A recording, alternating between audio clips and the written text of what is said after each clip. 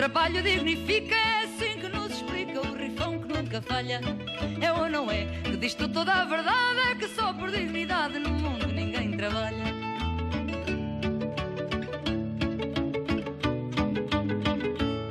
É ou não é que o povo nos diz que o nariz não é feição, seja grande ou delicado.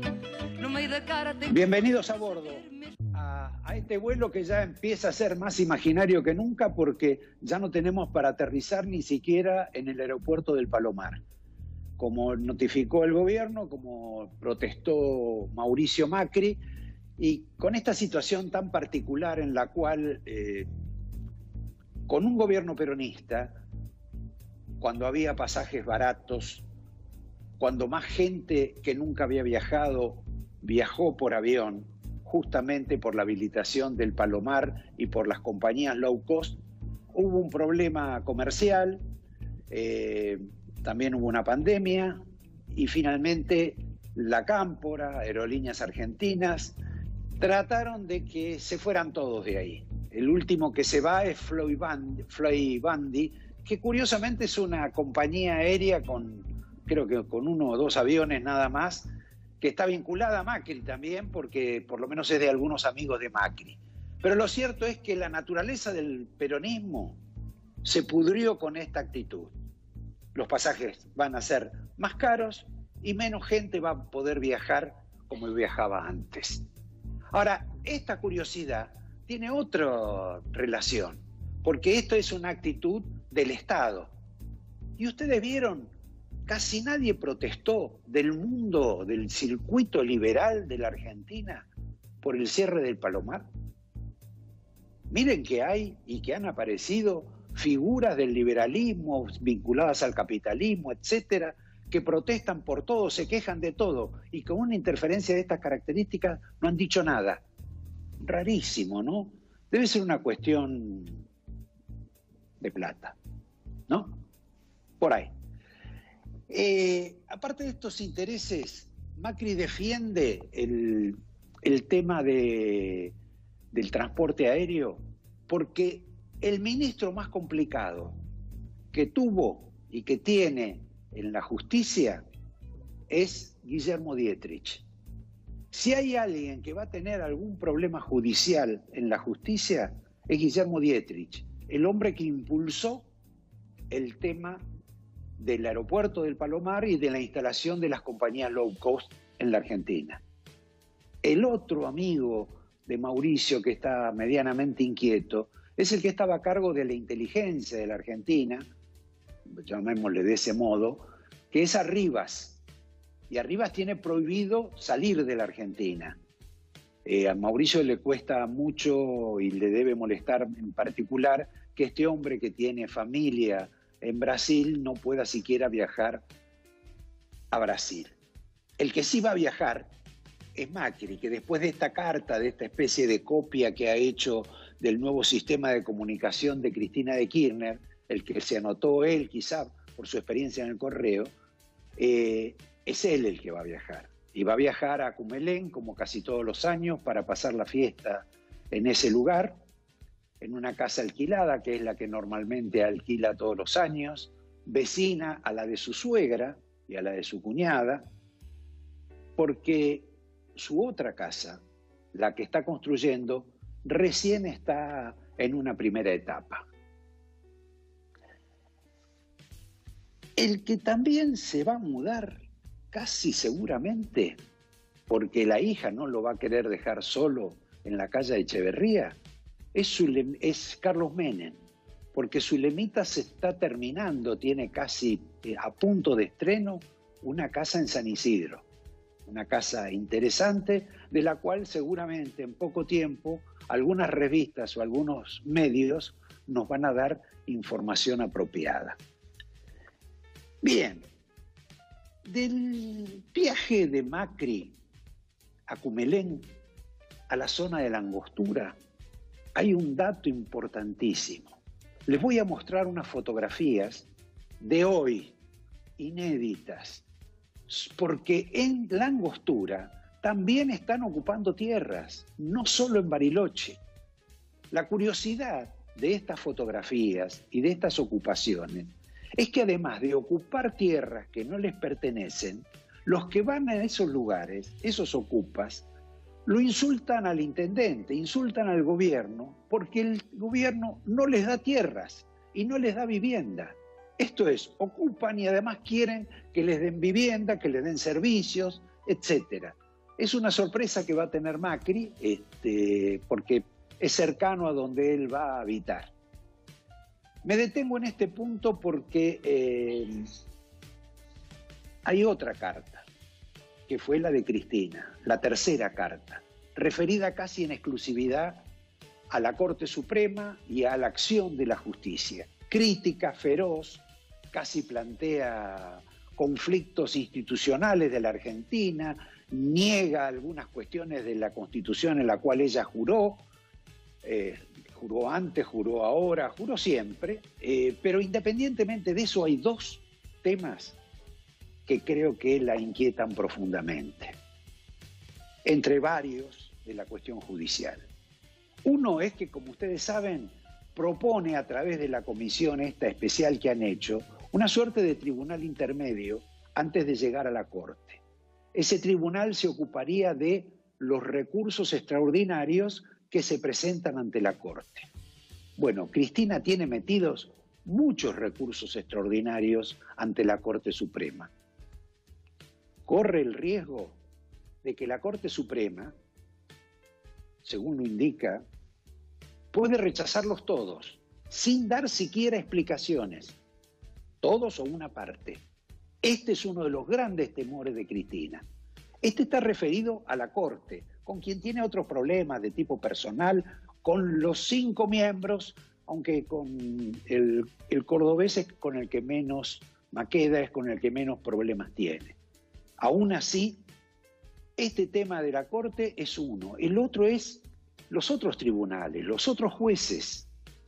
Porque Cristina tiene, por ejemplo, mira los diarios, la televisión, para ver cuál va a ser el fallo del tribunal que enjuició a Lázaro Báez.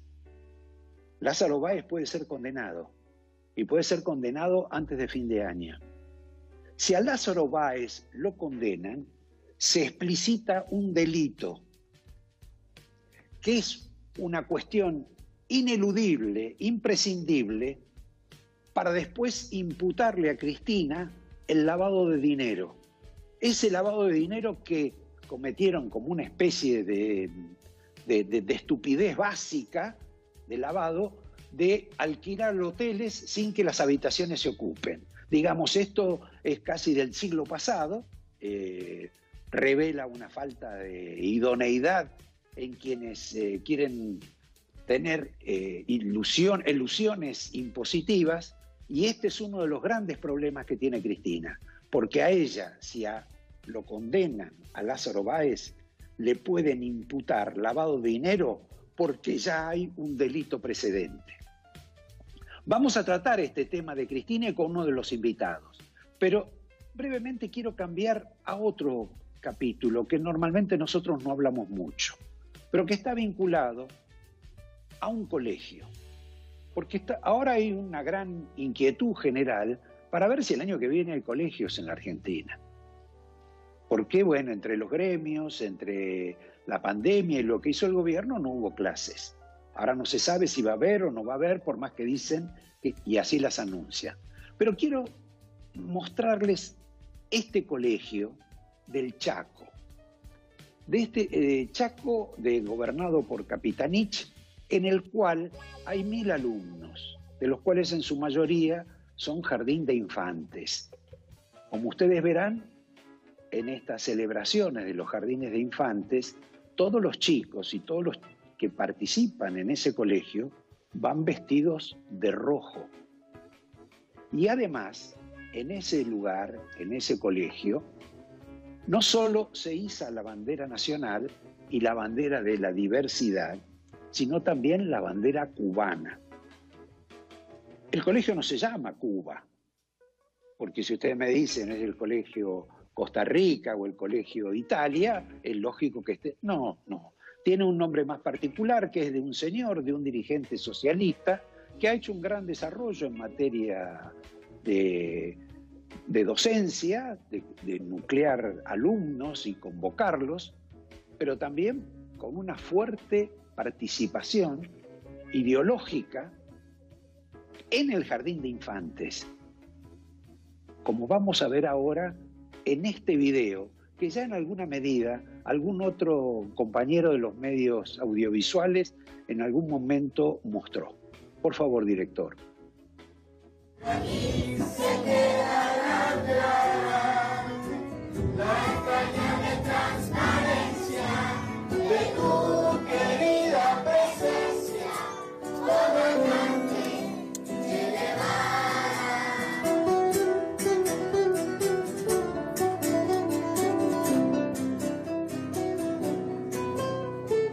Tu mano gruesa y fuerte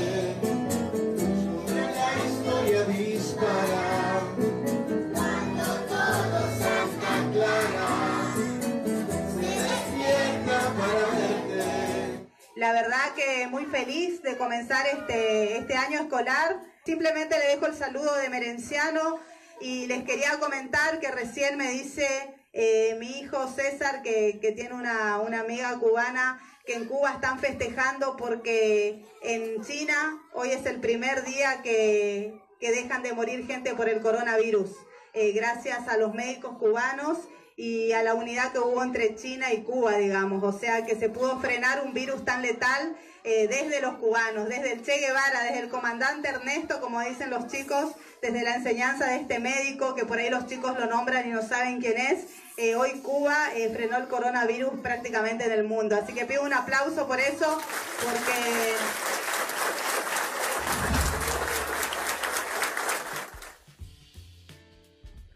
Bien, esta es una de las directoras del colegio. Esto parece más bien un colegio de la isla, ¿no?, de Cuba, donde se entona la canción simpática y tierna de Carlos Puebla en homenaje al Che Guevara, que ocurrió en el siglo pasado, muy del siglo pasado. Es notable este fenómeno de tipo ideológico en un colegio público del Estado argentino, solventado por los contribuyentes argentinos y además alentado por el gobernador Capitanich. Como vamos a ver en este video que viene ahora en relación a este colegio y a la inauguración de un laboratorio. Por favor, director.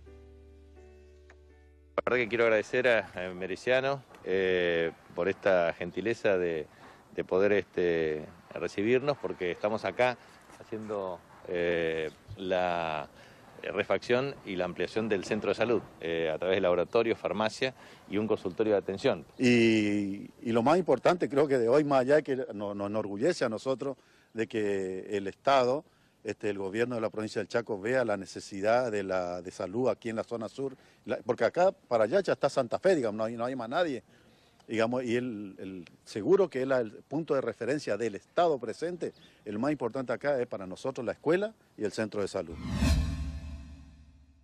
Bueno, ustedes han visto a esto, lo conocen a Capitanich, saben que es un hombre dedicado o estudioso de los números, fue jefe de gabinete de Cristina, aparte de gobernador, un hombre muy vinculado a funciones vinculadas al capitalismo. Parece extraño que aparezca ahí, pero es que los Capitanich cumplen como una doble función. El hermano de Capitanich es el embajador argentino en Nicaragua, que más o menos es un lugar que piensa ideológicamente igual que en Cuba y que en Venezuela, que cada uno puede elegir cómo puede pensar, pero la verdad, este adoctrinamiento a los chicos en el jardín de infantes, ¿a qué época corresponde? Es verdaderamente una vergüenza. Suspendo esto para pasar a dos capítulos que tuvimos y que tenemos en la semana. Uno, una guerra nuclear entre el gobierno nacional, Cristina y Horacio Rodríguez Larreta. Y antes, una observación sobre el tema de esta discusión del aborto, que va a definir solamente Cristina de Kirchner antes de fin de año cuando se haga la votación en el Senado. Es compleja la discusión, es complejo el pensamiento, los cambios, los que votaron en contra antes, los que votan a favor, los que les parece que las encuestas aconsejan tal cosa o tal otra. El escándalo también de que Cristina estaba en contra del aborto y ahora no se sabe, o parece que está a favor. El escándalo de que Alberto estaba en contra y ahora ya se sabe definitivamente que está totalmente a favor. Pero la pregunta que yo quiero hacer es, al margen de las opiniones y del pensamiento, ¿tiene sentido que la gente festeje con música, con redoblantes, la sanción del aborto? No voy a decir que es, como pensaría alguien, un antiabortista, que es como expresar el viva la muerte de Millán de Astray. No. Lo que voy a caer es en la precisión y en lo que todo ser humano imagina que hay ante el aborto, ante el hijo no deseado, ante el hijo que se decide amputar, aunque sea un feto amputado, a ese fenómeno doloroso para cualquier mujer, más allá de que para algunas mujeres sea conveniente. Realmente no se puede creer que en este país se festeje con música y con cantos la despenalización del aborto. Punto acá y paso a la guerra nuclear. A una guerra nuclear que hay entre el gobierno de la ciudad y el gobierno nacional. Que no pasa por todo lo que hablamos solo de la quita de fondos, que Rodríguez Larreta es bueno o Rodríguez Larreta es malo. No, pasa por el juego. Ustedes saben lo que es el juego, es plata. ¿Y qué ocurre? Que la familia Kirchner, expresada por Máximo Kirchner, quiere que la recaudación del juego, del casino de Palermo, sea para el gobierno nacional, no como hasta ahora para el gobierno de la ciudad. Rodríguez Larreta se opone y dice que si en el caso que le produzcan una amputación de estas características, va a intervenir y clausurar el casino de Palermo. Simultáneamente, en la Corte Suprema hay un expediente, una causa originada en Rodríguez Larreta, donde exige que la Corte se expida y le facilite a él la posibilidad de coparticipar los impuestos que se le aplican al casino que está en el puerto, el famoso barco, que esa plata se la lleva solo el gobierno nacional, porque está como en aguas intermedias. Esta es la gran guerra que hay hoy entre las partes, al margen de lo que ocurre, de lo que le sacan a la capital por el tema de la policía, por el tema de la coparticipación. Y por primera vez, Rodríguez Larreta está un poco más duro que de costumbre. Por lo menos parece eso. Debe ser desde que se separó, hace un par de semanas, la esposa se fue con los hijos a Miami y está muy enojada ella. Creo que mucho más que Rodríguez Larreta. Pero, bueno, suspendamos esto también. Esto es para hablar largo y tendido y no tenemos tanto tiempo. Quiero referirme a un programa que hicimos hace 3 o 4 semanas, en el cual tuvimos una participación larga, extensa, en una conversación con Carrascosa. El hombre que había sido acusado de matar a su propia mujer y que ahora, después de trámite, después de estar preso, etcétera, de condenas y no condenas, de entrar y salir casi más de 10 años, ha conseguido la absolución plena por parte de la Corte Suprema. Veamos ahora lo que nos decía Carrascosa sobre este tema que estaba esperando, sobre esta absolución que requería de la justicia. ¿Quién fue el que la mató? Yo creo que va a haber un juicio por el homicidio de María Marta, en el cual van acusados Pachelo, Glennon y Ortiz, que son 2 vigiladores, y te puedo decir que creo que la justicia está bien rumbeada, pero hay que esperar el el desenlace del juicio que estaba programado para el 6 de abril y la pandemia hace que lo más probable sea en febrero o marzo del año que viene.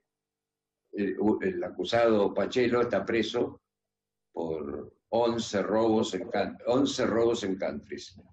Es más, lo que yo sentí, cómo viví la cárcel y todas las sensaciones que fui teniendo. Cómo era una Navidad en la cárcel, cómo era un fin de año, cómo era la visita, cómo es convivir y acostumbrarse a que estás en una celda que todos saben quién sos vos no sabés quién es cada uno, y cuando pasa por televisión que un chorro mató a un policía, todos festejan. ¿Cómo lo asimilás eso? A mí una vez un abogado me preguntó si yo había pensado en suicidarme. Yo le dije, yo no puedo ni suicidarme, le dije, porque si yo me suicido, van a pensar que yo me suicidé porque era el culpable. No puedo ni suicidarme. Creo que este final de la entrevista, esta frase, ¿no? Si me suicidaba iban a pensar que era el culpable, es bastante expresiva sobre este proceso.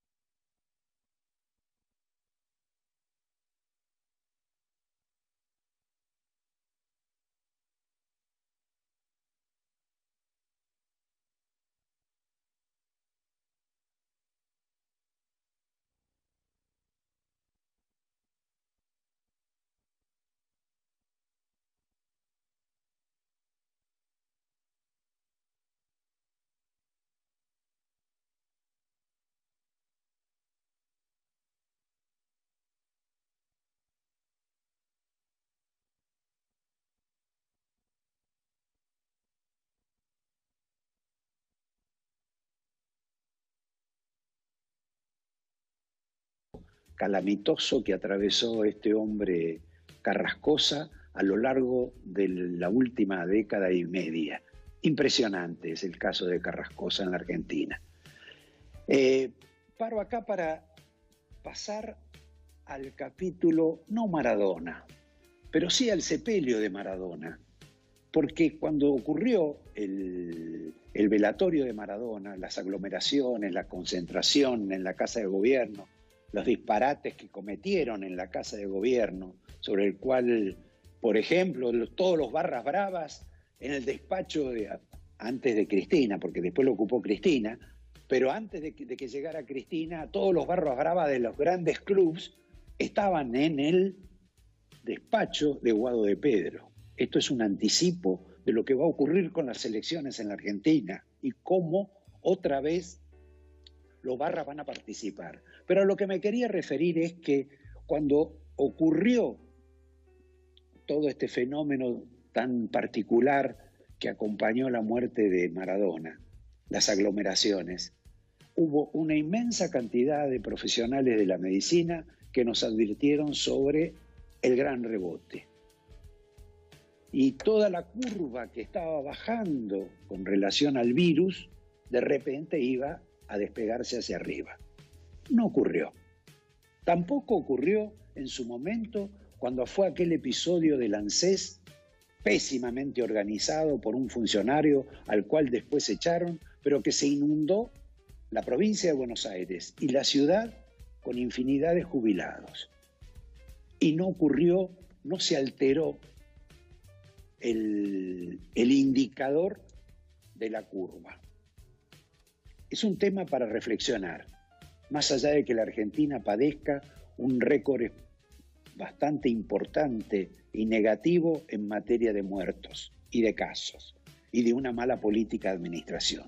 Pero quiero señalar algunos aspectos sobre el tema de la vacuna, que anunciaron el otro día, que estaba medio distraído el presidente Alberto Fernández, porque, no sé, está con algún tipo de problemas. Dicen que hasta le tienen que probar la comida antes, por algún tipo de previsión, como el Papa, supongo, como lo debían hacer con Trump o con Putin, en fin. Es un gran presidente, así que es lógico que hagan eso. Pero en esa conferencia de prensa donde estaba un poco distraído, estaba con Ginés González García, anunciando ambos que íbamos a tener la vacuna rusa y que íbamos a tener este mes 300.000 dosis para dar a los sectores de mayor riesgo. Bueno, en principio hay un detalle, ¿no? Ginés González García está totalmente en contra de la vacuna rusa. Tuvo que cambiar de idea. Y tuvo que cambiar de idea, digamos, a los cascotazos. Ahora digo yo, ¿cómo vamos a tener 300.000 vacunas de aquí a fin de año si recién llegó hoy a Moscú la segunda de Ginés González García, la señora Bisotti, que es la que ha hecho parte del trámite para que venga la vacuna a la Argentina? A menos que ella las traiga en la cartera. 300.000 dosis en una cartera, puede ser, ¿no? ¿Les parece a ustedes? Con el aditamento de que la Argentina no puede importar esas vacunas de Rusia, porque el problema lo tiene Rusia. Rusia, por razones de constitución, no puede exportar su vacuna, no se la puede vender a nadie fabricada en su país, a ningún extranjero hasta que sea vacunado el último ruso. Por lo menos esta es una operación de triangulación que con buena voluntad, digamos que a mediados de enero, por ahí llegan las 300.000 vacunas. Pero después las 10 millones de dosis que están hablando para enero, para febrero, y es bastante difícil. Si tenemos suerte, llegará 1,5 millones a finales de enero, llegará otro 1,5 millones a finales de febrero, y esta conferencia que dieron Ginés González García y Alberto Fernández quedará en el olvido. Mientras tanto, hay una tarea hoy que está relacionada con cómo se va a vacunar. Hay 96.000 personas, que ahora se ha descubierto que las Fuerzas Armadas sirven para algo, que 96.000 personas, entre militares y fuerzas de seguridad, que se van a ocupar de esta tarea, de las cuales se van a manejar a través del padrón electoral en 11.000 escuelas que tiene la Argentina. Esto es, hay que prepararse para algún tipo de logística importantísima que va a ofrecer en algún sentido, o que ya está trabajando, las Fuerzas Armadas. Independientemente de eso, quedan otras cuestiones pendientes, como es el tema de la refrigeración, del freezer, y de todas estas dudas que tenemos sobre la vacuna, que nos va a explicar luego el doctor Wala, como siempre. Ahora voy a pasar a uno de nuestros invitados, alguien que revela una condición doble. Es economista y es empresario.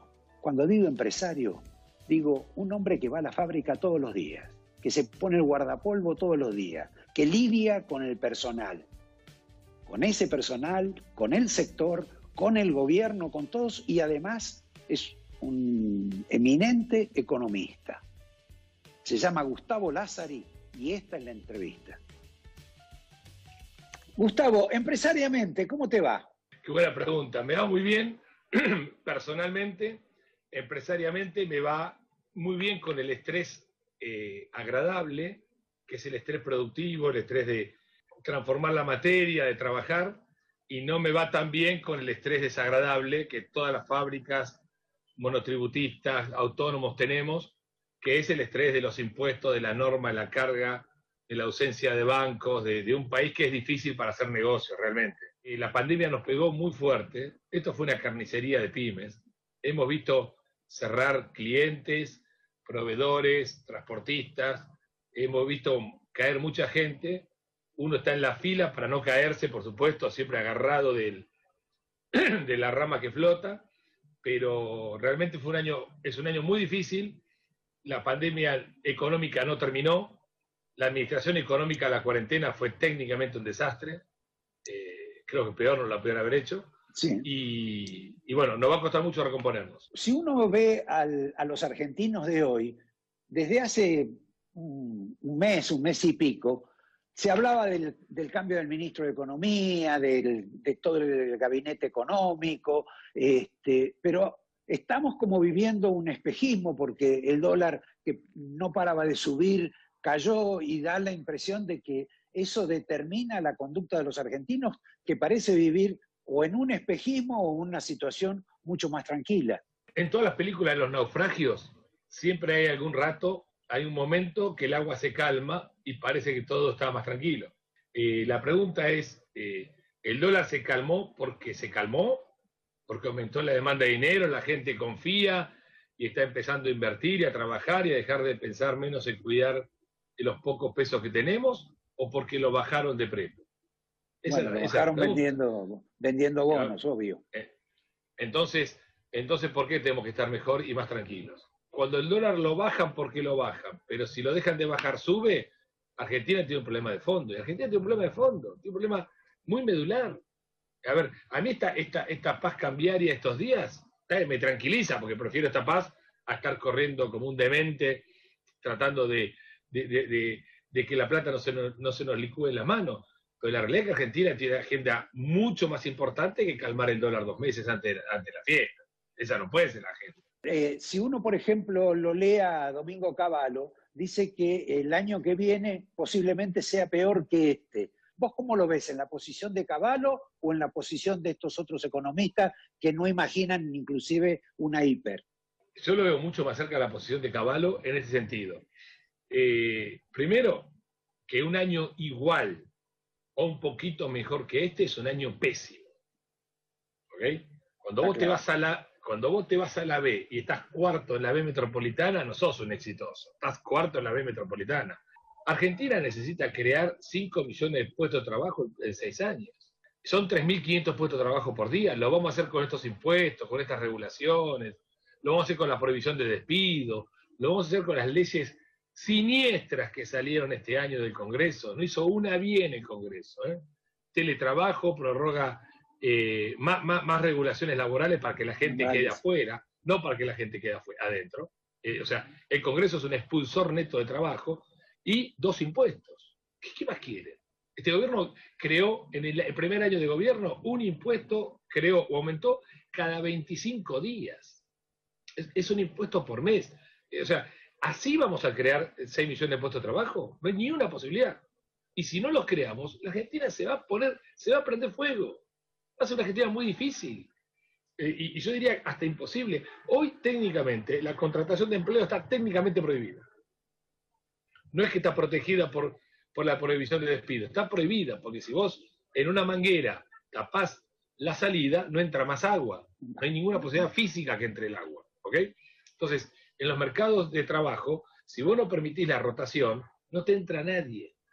Aunque digan, no, los nuevos no tienen doble, sanata, anda a decirle a un juzgado laboral que está hoy masacrando pymes, si eso es verdad o no es verdad. Entonces, Argentina tiene que ponerse en agenda. Yo para mí, un año, el 2021, si no hay un cambio disruptivo, fuerte, una agenda importante, vos mira los temas de agenda de este año, de este gobierno.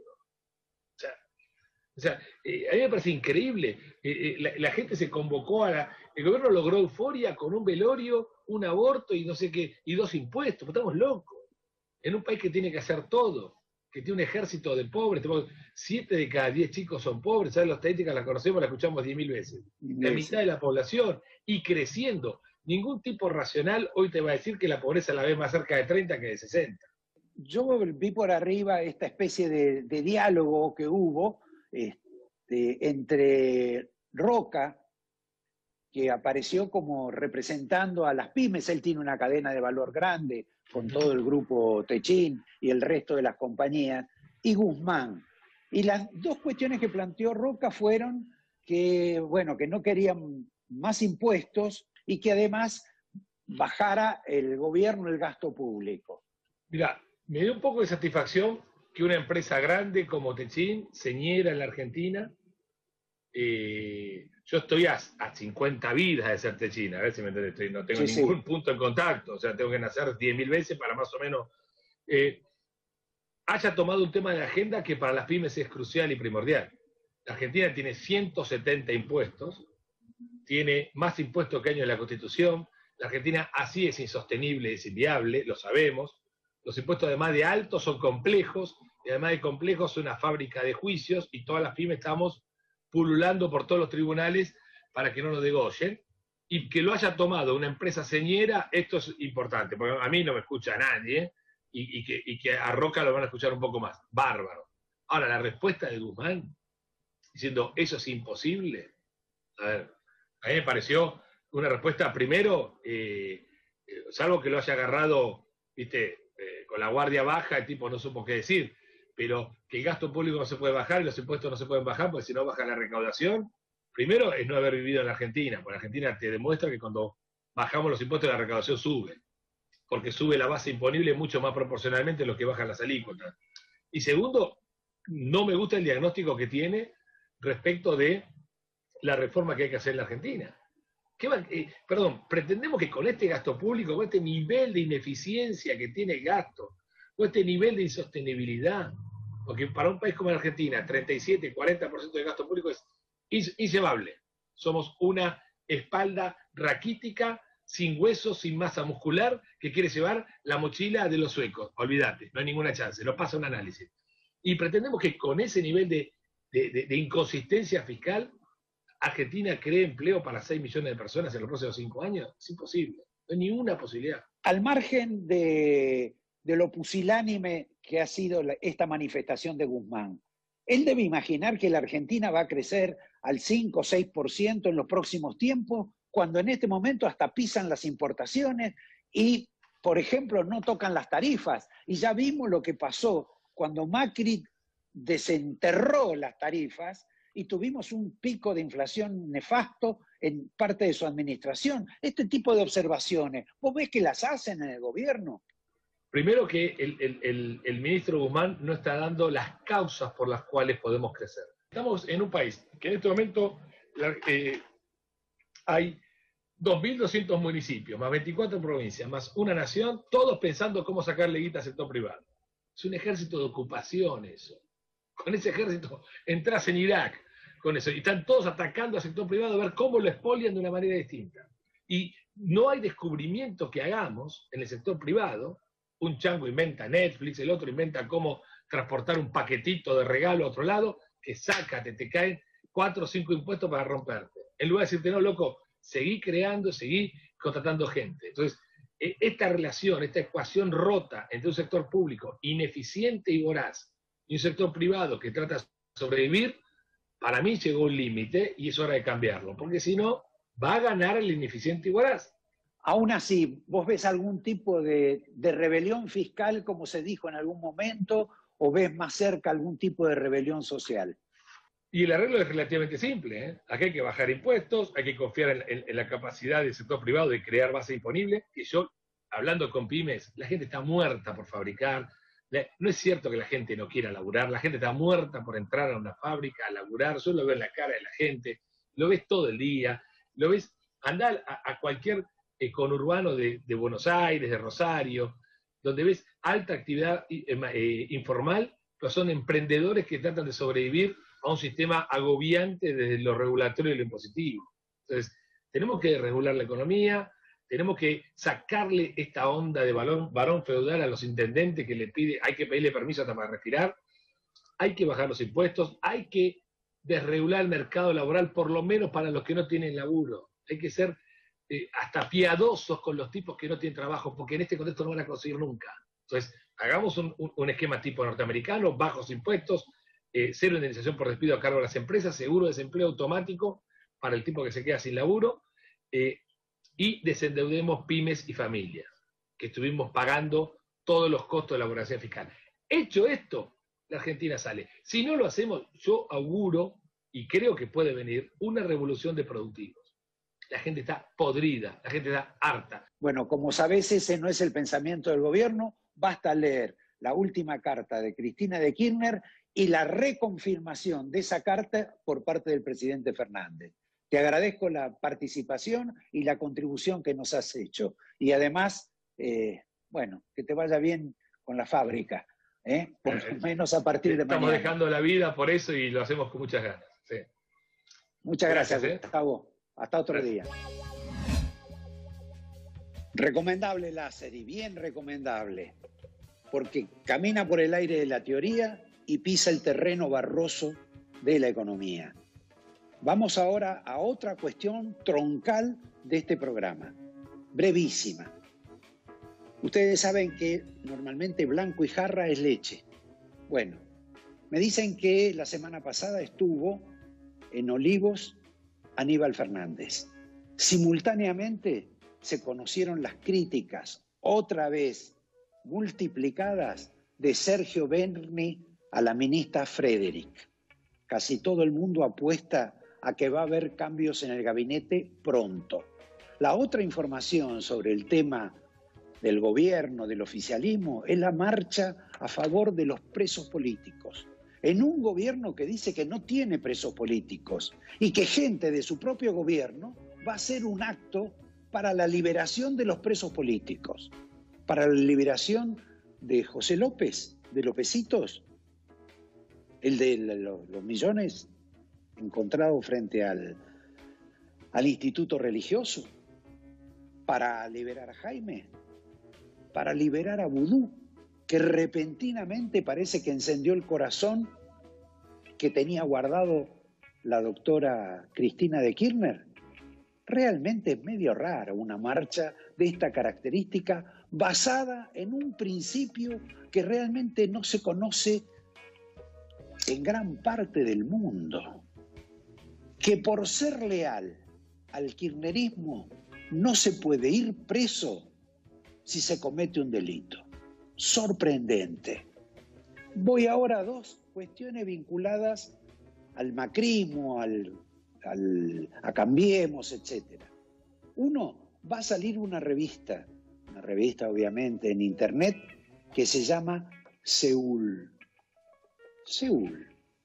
La va a manejar un editor de libros, el señor Abeluto, y alguien que fue biógrafo de la campaña de Macri, que estuvo siempre pegado a Macri.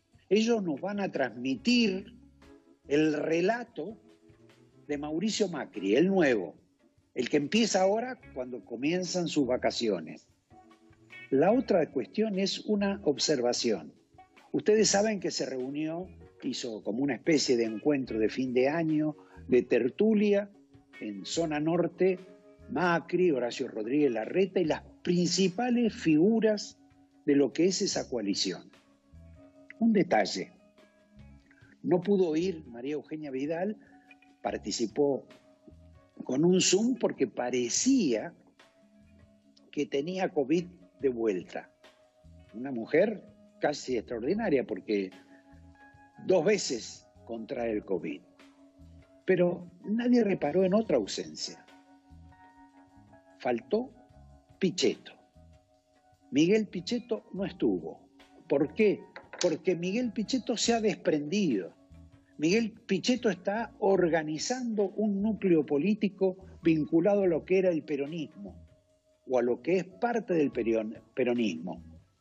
Sabrá Dios si eso va a ir por su cuenta, es autónomo de Cambiemos o en su momento se acopla otra vez a Mauricio Macri. Ahora pasamos a otro capítulo, a una cuestión casi constitucional, institucional, al reportaje que Javier García le ha hecho a Alejandro Fargosi sobre la carta de Cristina y sobre lo que Cristina está tratando de hacer en materia de corte, de constitución y de jueces. Bueno, Alejandro, viste la última carta de Cristina Fernández de Kirchner y tus sensaciones, ¿a quién está dirigida esta carta? ¿A quién le pega? ¿A Alberto Fernández o a la Corte Suprema? ¿Al propio presidente o a la Corte Suprema? Le pega, te diría que le pega al sistema, o sea, le pega a todo el mundo, a vos, a mí, a Alberto Fernández, a la Corte Suprema, al vecino de la esquina, porque de alguna manera esa carta es una especie de multipropósito. Primero, pensemos que vos o yo podemos decir prácticamente cualquier cosa sin que esto implique ninguna trascendencia más allá de ser una opinión individual. En cambio, Cristina Kirchner no solamente tiene el poder de la masa de votos cautiva o que la vota sin ningún tipo de duda, sino que además es la vicepresidenta de la Nación. La vicepresidenta de la Nación es la cabeza del Senado. La cabeza del Senado no puede decir semejante cosa de la Corte ni del Poder Ejecutivo. La cabeza del Senado tiene que respetar una cosa que se llama Constitución, que por ahora pareciera ser meramente sugerencia, ¿eh? Y si no lo hace, lo que está creando es un conflicto de poderes latente. O sea que a vos te parece que lo que está de fondo, tal vez en la carta, es un planteamiento de incluso una reforma constitucional, cambiando el sistema republicano que tiene Argentina de división de poderes, ¿o te parece que no es para tanto? Ese es el objetivo, pero no lo va a lograr, naturalmente no le dan los votos, pero lo que está haciendo es cuestionando al sistema. ¿Por qué? Lo que busca es convencer a la gente de que ellos están siendo perseguidos. Y además, hay algo interesante. No me extrañaría que sea otra táctica, pero en este caso una táctica defensiva, que es ¿cuál? Provocar al juez, en este caso a la Corte, para ver si de casualidad, es poco probable, pero si de casualidad reaccionan, porque si reaccionan, entran en una causal de recusación. ¿Qué es la recusación? Cuando el juez demuestra que tiene parcialidad, a favor o en contra de las partes, uno lo puede recusar y el juez debe excusarse.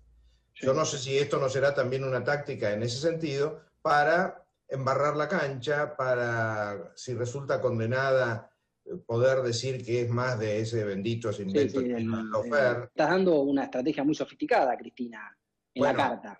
Tiene muchos abogados. Lo que está cuestionando es la base del sistema. Un sistema por el cual ella juró, ¿no? Juró como abogada, juró como senadora, juró como todo, la Constitución Nacional.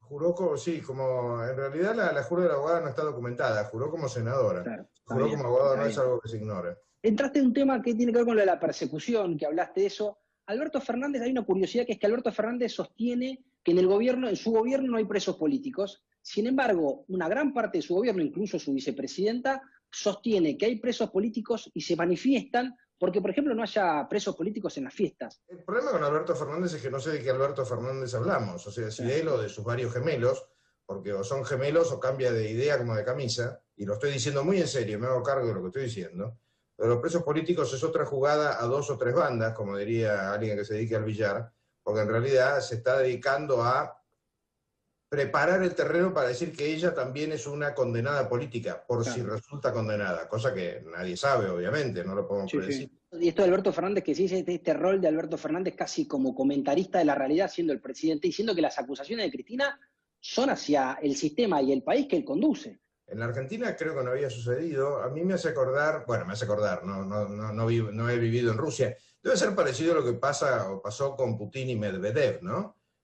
Pero en cualquier caso es algo que lo que provoca es esta incertidumbre generalizada, en la cual si hay algo que no va a ocurrir es que alguien va a invertir, hay que estar un poco jugado para invertir en un país donde no se sabe quién manda, y sobre todo, ¿qué quiere el que manda? Volviendo a la carta, hay un pasaje muy interesante de Cristina donde habla de casi una exigencia de que los exfuncionarios macristas rindan cuentas a la justicia y que vayan presos. ¿Por qué Cristina hace estas acusaciones tan fuertes siendo vicepresidenta? Bueno, primero porque no le importa el sistema ni sus obligaciones como vicepresidenta de cara a ser ejemplar. Porque, bueno, ahora me voy a referir a eso, pero fundamentalmente le está hablando a su masa de votantes más fiel, le está hablando a ese 25% de fierro que tiene, que se va a ver influido por esta sensación de están atacando a nuestra jefa, a nuestra líder. ¿Por qué digo lo de ejemplar? Porque en la actividad que tienen los políticos importantes, Cristina sin duda es la política más importante de la Argentina en este momento, importa mucho cuál es el ejemplo que le están dando a la población. O sea, si ella no respeta a la Corte Suprema, si ella no respeta al Poder Ejecutivo, si ella no respeta al Poder Legislativo, ¿por qué el vecino nos va a respetar a nosotros? ¿O por qué nosotros vamos a respetar al vecino? Esta es una especie de, digamos, dilución del pacto social esencial, que es el respeto a las leyes.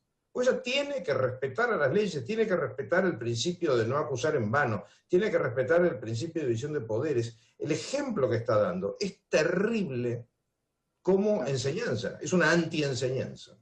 No, y aparte incluso el cuestionamiento sobre que la última palabra la tenga con la Corte Suprema es casi la base esencial del sistema de división de poderes. Y la Carta se basa incluso en ese cuestionamiento.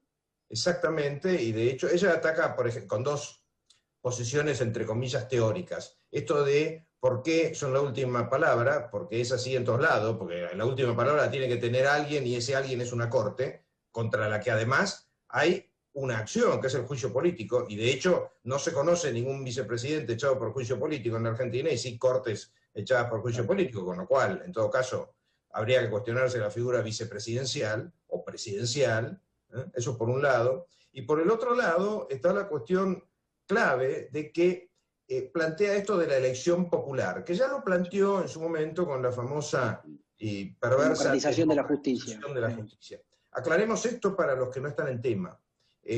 Solamente en algunos estados de Estados Unidos, en algunos estados, no en todo el país y tampoco en el plano federal, los jueces se eligen en elecciones. Yo tuve oportunidad de estudiar ese tema hace muchos años y de viajar a Estados Unidos para estudiarlo, y básicamente lo que te dicen, para hablar claro y simple, lo que te dicen los jueces es, mire, yo tengo que recaudar plata para hacer la campaña, y para recaudar plata tengo que prometer sentencias. Es el peor sistema posible. Por algo no lo tiene ningún país, salvo algunos estados en Estados Unidos. Alejandro, te quiero hacer la última con relación a esta carta, extensa carta que hizo Cristina, que tiene que ver con algo premonitorio que ella advierte sobre los futuros fallos de la Corte que pueden condicionar en materia económica al gobierno de Alberto Fernández.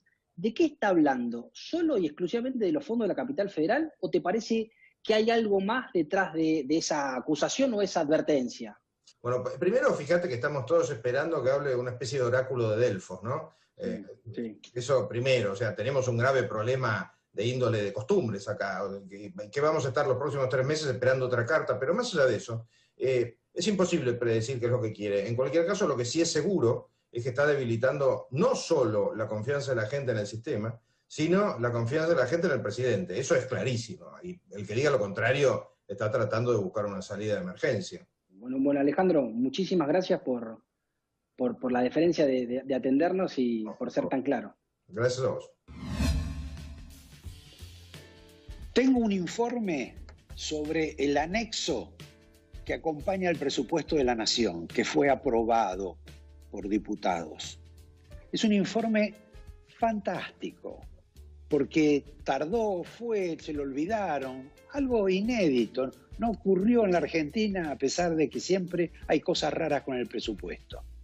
Una especie de componente lleno de curros, políticos, empresarios, nombres, apellidos. Antes, sin embargo, vamos a hablar con el doctor Wala y un problema que nos asusta y nos preocupa a todos.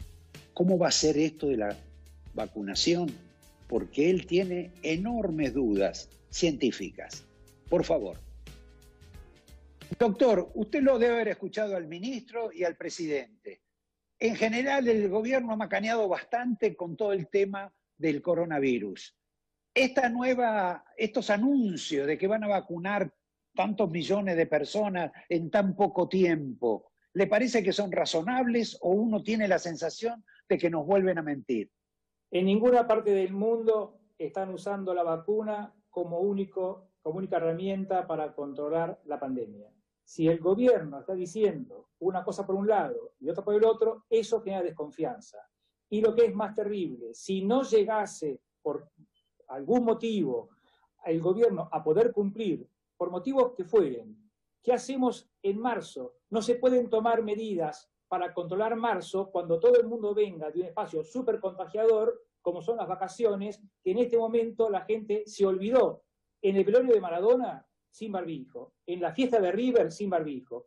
Mucha gente joven va a ir a Bariloche y va a ser un lugar de hipercontagiador si no se llevan adelante campañas. Comparto con usted que es peligroso. Quiero volverme en una especie de contrasentido con usted. Tuvimos el episodio del velatorio de Maradona, pero no cambió la modificación de los casos en apariencia. Tal como lo dijimos en el programa, esto era eventualmente posible porque había otros motivos. Bajo nivel de viento, mucho calor y menor cantidad de virus circulante. Sin embargo, esto no es posible tomarlo como una experiencia ad hoc. por más que tengamos la vacuna, por más que se dé la vacuna, hay que esperar el 75% de la población para tener cierta inmunidad, cierta barrera epidemiológica. Es de riesgo no hacer campañas para concientizar. La alerta, hoy por hoy, no existe. La gente se va a ir de vacaciones, va a ir a fiestas, las navidades sin protocolo, es muy peligroso. Pero en marzo también vamos a tener los nuevos fármacos que no impedirán el contagio, pero seguramente van a disminuir el sufrimiento y posiblemente la muerte. Es muy cierto lo que usted dice. Hay 2 fármacos monoclonales que ya han sido aprobados por la FDA y hay un fármaco que es el Molnupiravir que está en vía de investigación. Ahora, esos son para las personas que ya están contagiadas y están enfermas y buscan reducir la enfermedad y mejorar el pronóstico. Pero no tenemos que infectarnos. La idea es no llegar a la infección. Usted habló de alrededor de casi 30 vacunas que ya están casi listas para la venta y de unas 100 más o 100 y pico más que están en proceso. ¿Cómo es posible que la Argentina solo termine con una sola vacuna? Hay 27 vacunas que ya están en fase clínica y están muy avanzadas. Y hay 130 vacunas que están en fase preclínica. Y eso va a ser importante para cuando termine la pandemia, porque va a quedar un piso muy alto a nivel científico para usar luego en estos mecanismos y estos agentes en el cáncer, en la leucemia y en otras enfermedades. Bueno, le agradezco, Sergio, como siempre, y nos volvemos a ver. Gracias. Muchas gracias. Les pido por favor que me aguarden un minuto, que vamos a un corte y después venimos con lo mejor. Para ser competitivos en la industria es necesario contar con una flota de vehículos acorde a los tiempos que corren. Por eso, a la hora de renovar el parque automotor, piense solo en el especialista. Naviral Mercado, subastas online. ¿Sabías que llegaron los bizcochitos Cachamay en sus variedades clásicos y con romero, con menor contenido graso? No lo dudes más, Cachamay es la mejor opción y la mejor compañía para tu cachamate preferida. UTEDIC es nacional porque representa a trabajadoras y trabajadores de todo el país.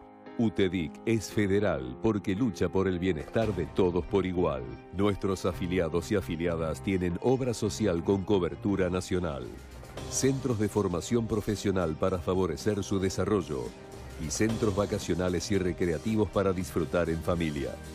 UTEDIC. Somos una unión cada día más fuerte. ¿Necesitas ayuda para tu empresa? Te acercamos soluciones con el nuevo cheque electrónico. Emisión masiva a pago de proveedores, sin límite de pago por envío, disponibilidad inmediata, descuento de e-check. Conoce más en macro.com.ar. Macro, cerca siempre. El campus, donde conectás lo académico con lo profesional, donde aprendés haciendo, donde creas tu red de contactos, donde lográs tus aspiraciones profesionales. No importa dónde estés, el campus, presencial o virtual, es tu lugar y está a tu alcance. El campus es WAD. Descubrilo y convertite en lo que querés ser.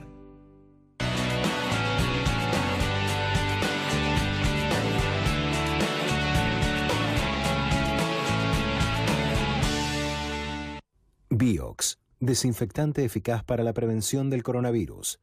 Biogénesis Vagó. Descarga la app Alerta Tigre Global y empezá a disfrutar Tigre con la seguridad de estar protegido. Con solo presionar un botón, podés enviar una alerta de emergencia al centro de monitoreo del COT y solicitar asistencia de policía, bomberos, ambulancia o notificar síntomas de COVID para obtener un seguimiento inmediato. El futuro está en todos. Tigre, municipio. Nos preparamos para la nueva temporada turística, porque Córdoba siempre te va a estar esperando. Se desarrollaron rondas de negocios con más de 900 participantes del sector privado. Se conformó el nuevo catálogo de experiencias turísticas, Córdoba Innovadora, un amplio abanico de propuestas para ofrecer a los próximos visitantes de nuestra provincia. Córdoba Turismo, Gobierno de la Provincia de Córdoba.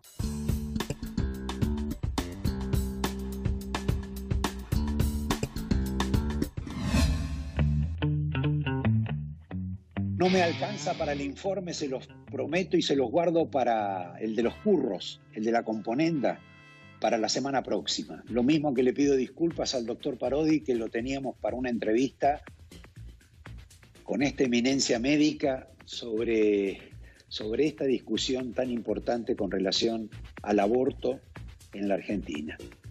Los despido y nos vemos el próximo domingo, también con una frase de la semana que esta vez no pudimos dar. Gracias igual. Todos sabemos lo que representa para la logística de una empresa una flota moderna de vehículos. Por eso, a la hora de renovar el parque automotor, piense en el especialista. Nadirán Mercado, subastas online.